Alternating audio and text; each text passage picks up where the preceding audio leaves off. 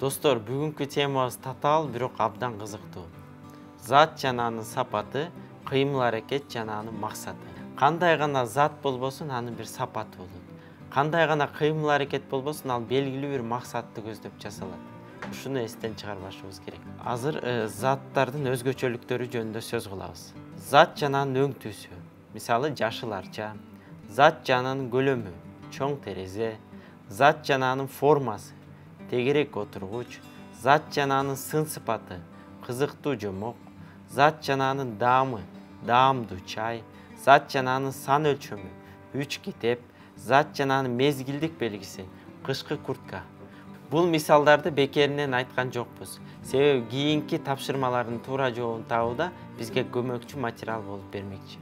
Эми мисалдардын үстүндө иштейбиз.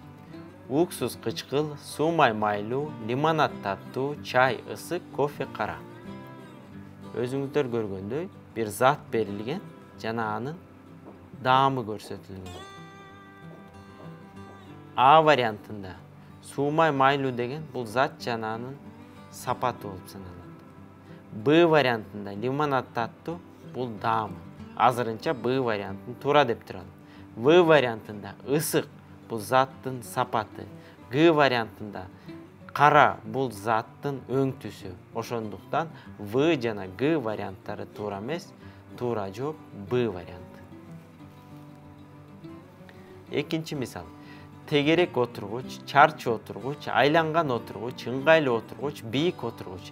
Бир караганда баары туура жооптой сезилет. Анткени баардык варианттардын биринчи сөзү кандай деген суроого жооп берет. Кандай отургуч? Тегерек отургуч. Кандай отургуч? Чарчы отургуч. Кандай отургуч? Айланган отургуч. Кандай отургуч? Ыңгайлуу отургуч. Кандай отургуч? Бийик отургуч. Демек, биз жогоруда айтып өткөндөй, анын кайсы өзгөчөлүгү жөнүндө сөз болуп жаткандыгына көбүрөөк басым жасашыбыз керек. Тегерек бул заттын формасы.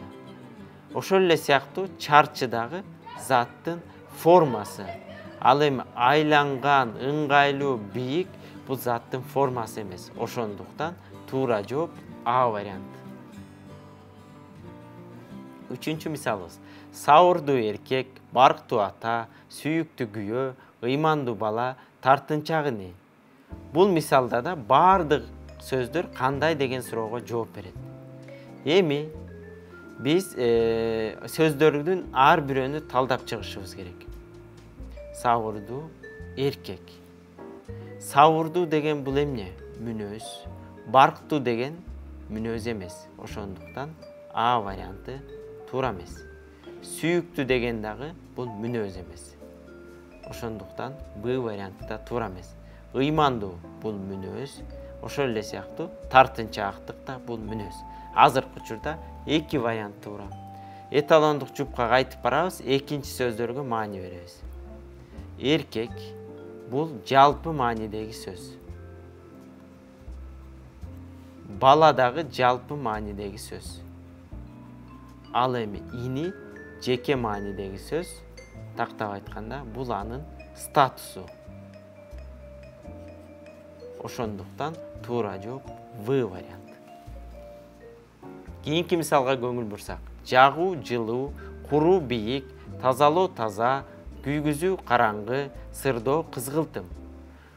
Бул сөздөрдүн ортосунда кыймыл аракеттин максаты берилген. Биз эмне максатта жагабыз? Жылуу болуш үчүн. Биз эмне максатта курабыз? Бийик болуш үчүн деп айта албайбыз. Ошондуктан А варианты туура эмес. Биз эмне максатта тазалайбыз? Таза болуш үчүн. Азырынча Б вариантын туура деп туралы. Биз эмне максатта күйгүзөбүз?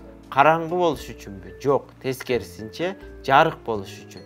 В варианты дагы туура эмес. Эмне максатта сырдайбыз? Кызгылтым болуш үчүнбү? Жок, бул дагы кыймыл аракеттин максатын билдирбейт. Ошондуктан Г варианты дагы туура эмес. Өзүңүздөр көп болгондой, сүйлөмдү туура жана так түзсөк, туура жоопту дагы оңой табабыз. Ошондуктан сүйлөмдү туура түзгөндү үйрөнгүлө.